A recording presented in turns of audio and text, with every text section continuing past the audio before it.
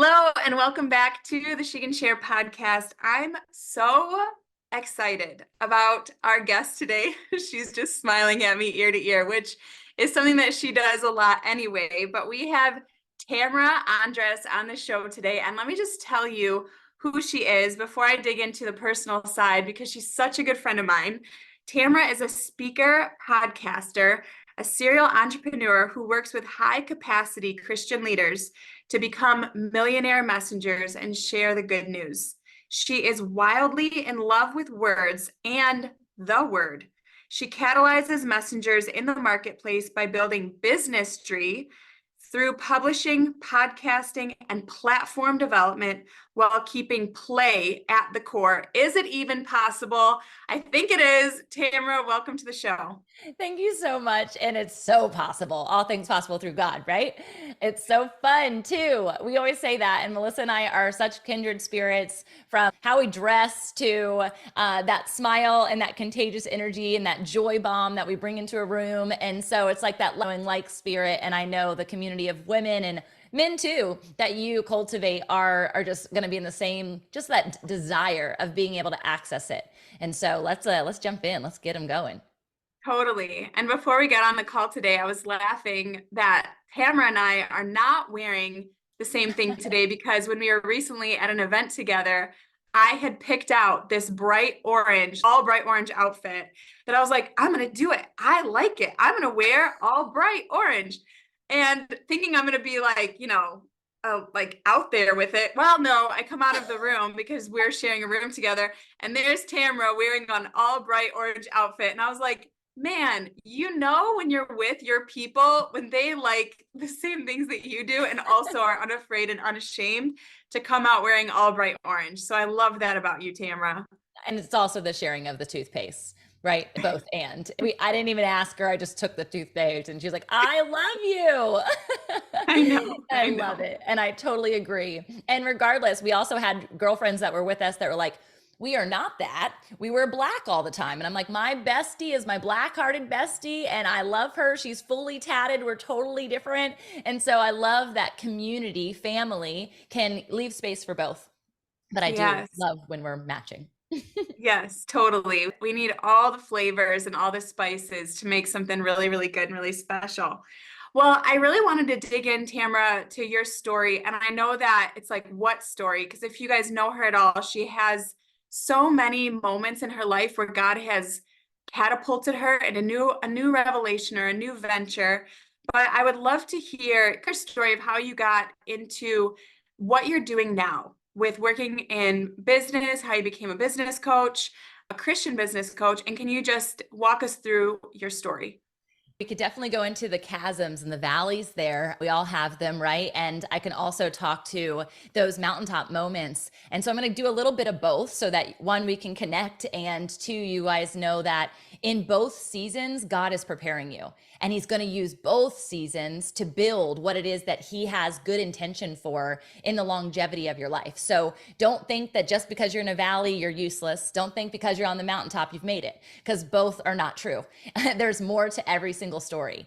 And so I'm going to jump into a place that I don't generally jump into, and I'll give you hindsight for that as we go. But ultimately, I decided to create this incognito. I love surprises. I love adventure. It's a part of the playfulness side of me, but I love surprises so much, especially as women, as moms. Like, we're always the one creating the surprise, right? We're always planning the party. We're always inviting to the surprise. And I wanted to do that with my friends. So a couple of years ago, specifically 6, I sent a text message to a bunch of women in my community here locally. And it was very inconspicuous. It was basically like, hey, show up at this destination at this time. It was an unknown address to everyone because it was my husband's office at the time. And I want us to come together to see if we all might be in one accord for a project that I'm working on. So the room was packed, standing room only. And I opened up with Proverbs 31. And this was the first time I had ever opened a Bible in front of a group of women, some of which I knew were not in their faith like I was. And so to say that as of 6 years ago, and then to see where I am now on a pedal and preach, if you follow me at all, I'm just like, the word is everywhere because it is my lifeblood. It was a little nerve-wracking. And also it was that truth moment where God was like, are you going to do it? Are you going to rely on me this time? And what I mean by this time is I had launched 8 different companies in my 20s. I was a serial entrepreneur. I still am, but never was it founded on Christ. I was what I refer to as a creaster. So I went to church on Christmas and Easter. And I was not really raised in a formalized Christian household. We knew the Lord's Prayer, so that was good. But I didn't know what that actually meant. Daily bread, what is that? Like, yum, I love sourdough. But that had meant nothing to me as Jesus himself being the bread of life. And so fast forward to this moment, I was about 32 at the time, but at 29, I had what I refer to as my midlife crisis. A quarter life crisis, not a midlife crisis.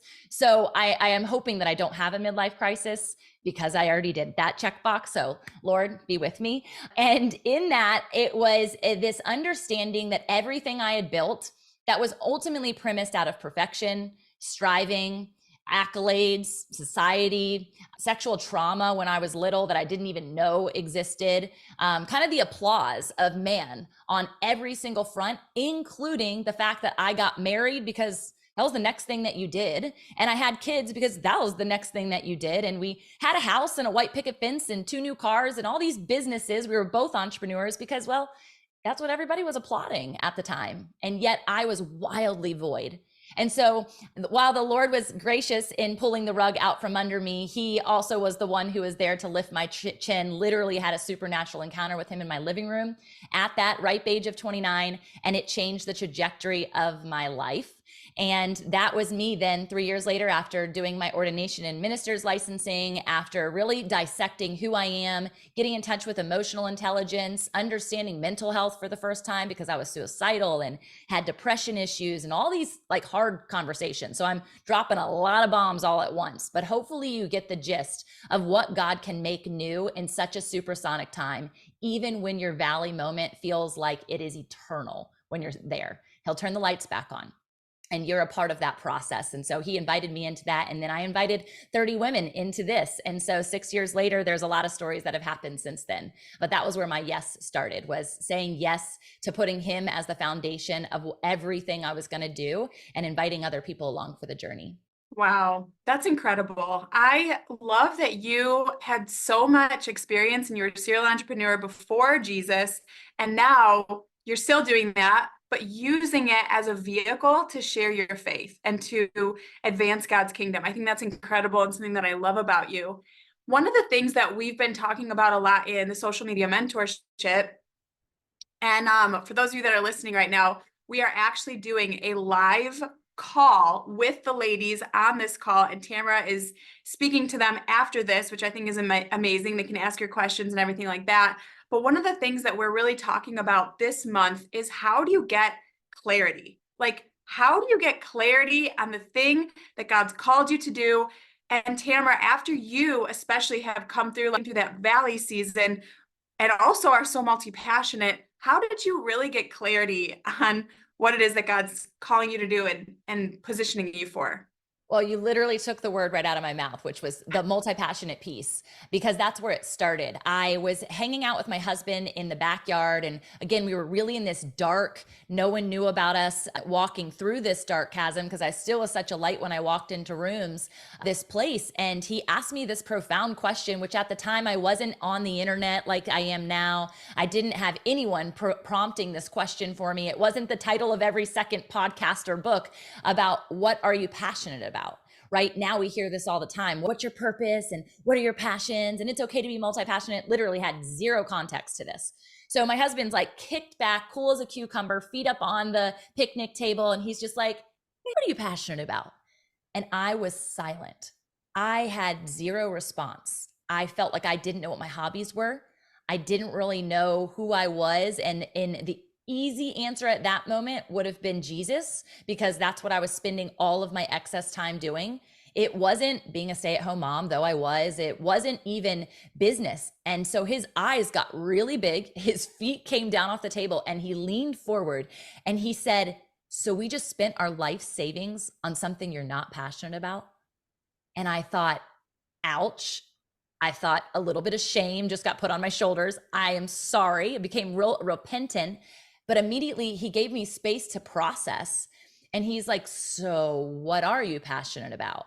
And I started going through all those businesses. I started going through all of the labels, all the titles, all the things that I had put as the primary reason I was doing anything. And ultimately, I realized that there was an undercurrent to everything. And I believe all multi-passionate people have an undercurrent. They all have this silver lining, which ultimately I know is rooted in Christ. And it's your unique gift and your unique ability in the commonplace of kingdom purpose and kingdom activation. And my response was, I just love people. And he said, okay, that's a place to get started. So anything you do can be connected to people. So what's the next thing? And so for me, it was that eagerness of building. I love to build something new. I love to take what people see inside of their minds and their hearts and bring it to life, because I'm a natural born activator. And I can, the word that if you do like any of those different like group testings or personal identity testings, it's a galvanizer. It's someone who can see a vision, and I can bring a bunch of people on board to say, you got to try this. You got to do this. This is the best thing ever. It's why I was good at multi-level marketing. I just wasn't ever passionate about the product. And so what was the new product that I was going to be passionate about? If people were the undercurrent, Christ was the forefront of everything I wanted to do and the foundation. And it came to helping others build businesses. And so I didn't know, I still at this point, we're speaking to clarity, in that conversation, I still didn't know that that was where I was going to go. It was actually about a week later with a current client who has now been with me for 6 years and is about to quit her full-time job to do what she does passionately for other people. And I were sitting, and I literally was just like, having a conversation with her. I just thought we were going for coffee. I didn't have any plan. There was no valuation at that point, no title, no business card. And she's like, you should do this. And I'm like, do what? She's like, you should like coach. You should do this for other people. And I was perplexed. I didn't know business coaching was a thing. I had never had a business coach, even with all of those businesses. And the internet was not really pushing that in my face at that point, right? Like Facebook algorithm didn't like catch on. I don't know if it was listening to us, like listening to us now, sidebar. And so I realized like, wow, I should do this. This would be so fun. And I think that's of all the things that I get to choose. When I think about clarity now, I'm thinking about what would be fun for you? What would be fun? And if we can stay in that place and put all of our passions always rooted in people and always rooted in Christ, you can't really go wrong. That's so good. I love that question. What would be fun? Because God takes fun seriously. Yeah. And I heard somebody say once, yeah. Did you like that, Tamra? I did. I'm like, yeah, he does. He does. He does. But I would say too, something that you and I have had conversations about a lot is people might get started, they might get activated, but then maybe they lose their steam, or maybe they're not seeing the results that they wanted. Have you ever gone through a time where maybe you tried something and it didn't work out? How did you pivot? Like, in finding clarity, we know it's not this like upward hill. You had that moment and yay, now Tamra's off riding in the sunset with Jesus and Gary, her husband, and it's all smooth sailing. What is that really like, Tamra? I'll be honest, with this particular business, I have not felt like there was personally a lot of valley moments. I do feel like I've just been on this constant ascension. Now, that does not mean that I don't stop at these false summits where I'm like, this is the thing, this is going to work. I get to that place. I'm like, shoot, I've got so much more to do. God, you didn't show me that because you knew I'd get exhausted way back when and quit.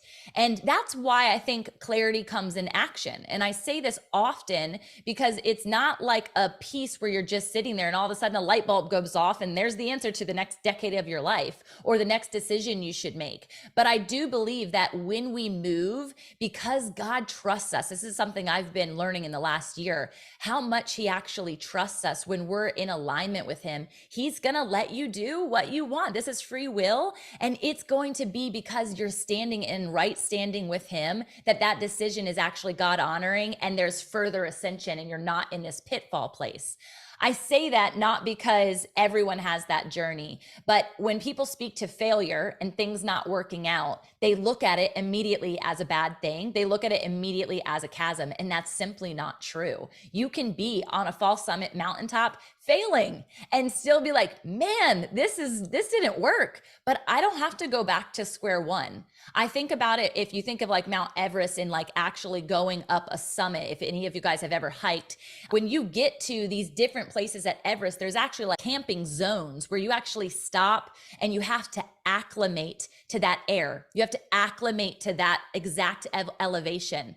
So I look at it like every failure is an acclimation to what God has for you next. And I've literally never said that out loud. So thank you, Holy Spirit.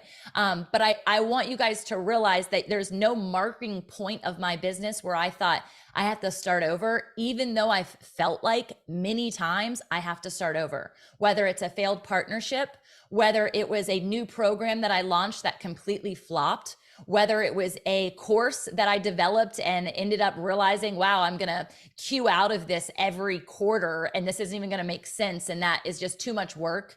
Whether it was hiring the wrong client and realizing that it was too late before I could technically fire them because I didn't really know I had the ability to do that. People pleasing, right, is a part of that. Whether it was getting stuck in a perfection cycle. And that's where I come back to all the time. It's not about perfection, it's about progression. And if we're going back to this idea of acclimation, you've never gone anywhere that you're not going to have to acclimate to the next level of success and significance that God is want to provide to you. That's so good, Tamra. I love that. So I have another question for you as we are just like plowing through. I have so many that I want to ask you, but one of them is I think something that Christian women struggle with specifically is, one of the things that you teach is helping them become millionaire messengers, which we're going to get to in a second. So stay tuned, but really helping them grow their influence through book writing, through getting on social media, through podcasting, through, speaking, all these things. As a Christian, though, I think one of the internal struggles is, but we need to make it all about Jesus, right? How do you like balance that with being like on social media, it's your face, it's your business, promoting yourself, but doing it in a way that is God honoring? And what would you say to someone that's struggling with that? Yeah, I think that there's a lot of different ways I can answer that question. But when we think about how you're going to promote Jesus, some people are very open about that. And it's, you go to the page and there's a Bible verse and you're like, oh, she's a Christian, right? Or you're going in and you're just like, man, I really love this brand. Man, I really love the way that she uses these words. I love her energy. And that too is fruit bearing, that you're literally showing off the fruit that Christ has given you. So there's no wrong way of production, and there's no wrong way of showing off your fruit. The thing that is most important, which you speak to all the time and you teach so eloquently and beautifully, is the courage to do it the way that God has called you to do it. And I know people who do it really well with never putting the verse out there. And I know myself, I want the context. I want the truth. I want people to know the source in which I have been provided by, and it doesn't make one right or wrong.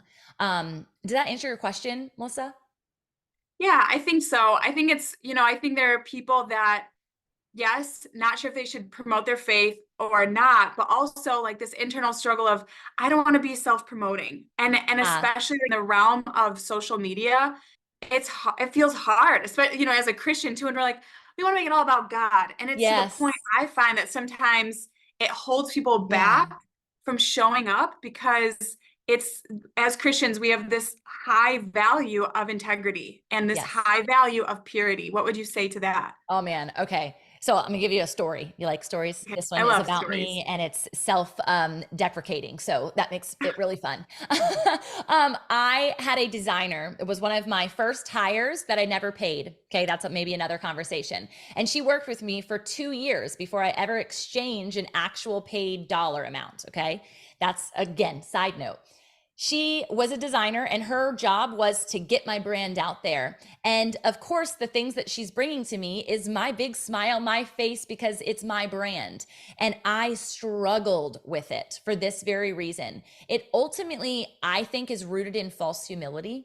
Because if we aren't standing in the fact that I could boldly proclaim Christ by being in a room, then I'm cowering to the fact that the thing that I love most about myself, the thing that God created me for, is not that important, and it should be hidden under a lampstand, right? Under a basket on a lampstand. Not true. And so the parts of us that require confidence and courage are the parts that are going to require you to use the voice that you can't stand listening to use the smile that God has uniquely given you, to use the body that you've been placed in to preach the good news, to use the house and the home and the family, all those things are there literally fruit bearing proof that God exists in your life. So I get this business card, and I had a photo shoot done, and I'm like hiding behind these peach trees. And it was my favorite. I loved the image. I thought it was so beautiful. And she puts it on a business card, and she's like, this isn't going to work. I'm like, what do you mean it's not going to work? It's so pretty. And she's like, they can't see you. Same exact thing happened when I was becoming an author. I wanted to use a pen name because heaven forbid someone found out my real story. Heaven forbid my family read my book and they didn't actually know the truth because I never had that moment. And she said, no, you're not going to use a pen name. I want it to come back to you. God wants people to see himself through you. And you're called to write, and you're called to speak, and you're called to be in front of camera. And so she constantly repositioned me in front of these things that I just didn't want. And one day it was somebody else, which this will happen, who said, I am so attracted to your smile. And I thought, oh gosh, I know. I've been told that since I was little. You light up a room. And so why am I trying to hide something that was innately given to me? Because I am so worried about being prideful, which was a connection point of where I was when God ripped that rug out from underneath me. And so there is a difference in, and this is the final word I'll say to this, is what's the posture of your heart? If you're building a platform on greed and you want to become a millionaire messenger because you want a lot of money, it's not going to work. And your magnetism quality is going to be so much more lackluster than mine. Because when I come into a room and I talk about money, I am letting people see and provide hope in a way that they've never seen. They're looking with a new lens because it's not about the money for them. It's about the money for the kingdom that then expands the territory in which we have power and authority and dominion already gifted to us. And right now, I'm just going to use air quotes, the bad guys have the territory there. And so what's more important to you? If you want to be a millionaire messenger, you're going to have and deal with your pride issues, with your false humility issues, and be okay with showing up on camera. And that's where you come into play, Melissa. Wow. Tamra showing up today. Now just say it. You know what I'm saying? It's like, bring it. Bring the message, Tamra, because now you were born for such a time as this. That's so, so good. Okay. I so badly wanted to get into the millionaire mindset, but I know that there's one more question that's such a block for people. And I want to know what you say because you deal with this all the time and releasing women into write books, into sharing their story. A big block for women to do that is exactly what you said, but what's my family going to think?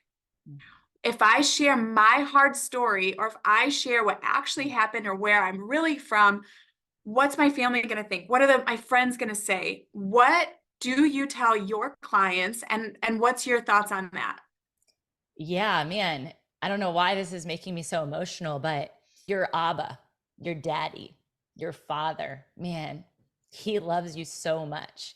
And his opinion matters so much more than even your earthly parents and your earthly siblings. And Jesus himself walked through this struggle. He walked through it in his own hometown, an entire town. Okay. And so if you're dealing with a sibling or a spouse who can't see you quite like Christ sees you and hasn't been the one to call you and isn't going to be there in the end of days when you are feeling this sense of placement from your calling or untruth in how you're activating every single day, you're the one who answers to Abba every day, not them. And so the emotion side of me comes to the fact that since saying yes to Christ, I walked through a year where my family told me and called out the fact that I was in a cult. And that was me having a home-based church. And that was a year, almost 2 years actually, of not being in direct communion with my brother, who growing up was one of my best friends. That was me having lies just spoken over top of me by other family members that were completely untrue and tried to ruin my marriage and my mothering journey and put me back into those depression cycles and anxiety moments. That was me then. Fast forward only 3 years later from some of those huge heartache moments to baptizing that same person, to inviting my mom into the family of Christ and baptizing her too. So is it worth it? Yeah. Does it mean it's not hard? Nope. It means you trailblaze. It means you do it on behalf of those naysayers so that they can see the fruit and they will see the proof in your fruit. And you don't have to say a word to them. The thing that I would say about that, because I do deal with a lot of clients who this conversation does come down to their spouse. Leaving and cleaving your parents, it's biblical. We can do that fairly easy. Same thing with your family members or your friend group. I am not in the same friend group now that I was when that pre-quarter life crisis has happened. Almost none of those people do I still walk with. That my whole phone just literally went away. So it's not easy. However, on the other side of that, there is such rich friendships. Melissa's and I's friendship that has taken root so fast because you understand vulnerability and authenticity.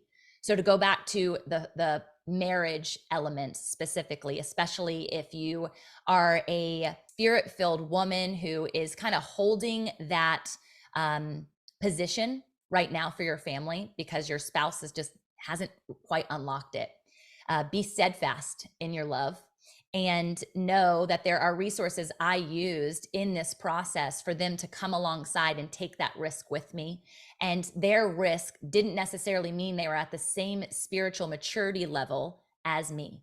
Find out what's fun for you guys. Go back to where I started. Start playing and start dreaming together and see where that leads, because you were married for such a time as this. Get back to that place where that spark is, and then let it be an adventure together, a personal development adventure together, and God will reveal himself. I am certain of it. So good. I mean, we could stop right there and you guys could go back, listen to this episode again and again and again, but she has more. She has more. Tamra, again, one of the things that you touched on a couple minutes ago was being a millionaire messenger. And I know your heart. I have seen you in your pajamas at 5:30 in the morning with no makeup on, with coffee breath. I actually haven't smelled your breath. It's probably more mine. But that's because I've I already know had that coffee at that point. yeah, it's just coffee. But I know that you have such a revelation on finances and stewardship. And can you just speak to, number one, in your mind, what God has shown you about finances and stewardship, and some of the strategies that God's given you in your business to increase your finances? And again, this could be a whole show. Yeah. It's actually my next book. So there's that coming, which is really fun, because I do find that this is a profound place also. We talked about the false humility place, the pride piece, but this is very closely number two. And it's poverty mentality. It's us believing that if we get to be successful. And what is success? That's totally different to every single person. I always really speak to significance and sustenance. And your sustenance number is different than my sustenance number. And the way in which God asks me to steward finances is going to be different than the way he asks other people. And that number doesn't make you successful or not. Yours could be 100 grand, yours could be 100 million, yours could be 100 billion. And it's all good.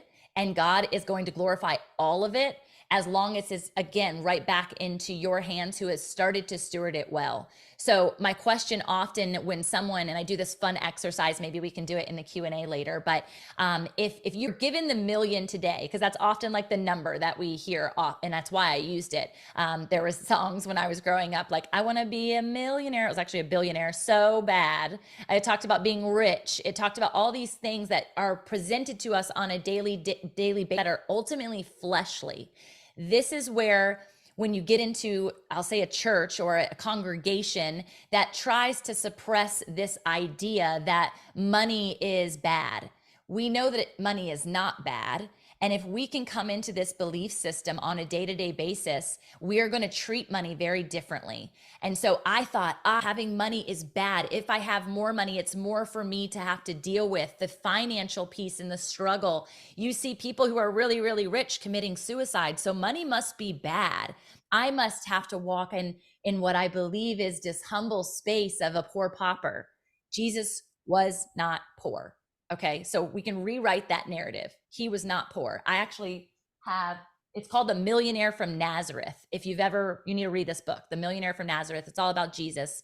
That was an unlock point for me. Another one, which is not faith-based, was A Happy Pocket Full of Money. It's another book, A Happy Pocket Full of Money, that had affirmations in it that helped me shift my narrative towards this. And as of just even this last week, Melissa, the thing that I love, I've really gotten, it's gotten sticky to me because I love words, is that prosperity has two lenses. You're either greedy or you're generous. And when you have a generous posture, how much more is God going to entrust you to be able to give?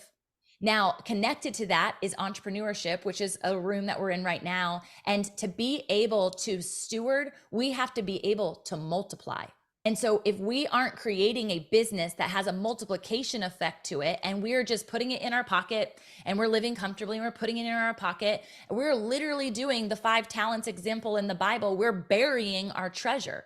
Even by putting it into your own pocket, which seemingly feels good and right and what the whole world tells us we're supposed to do.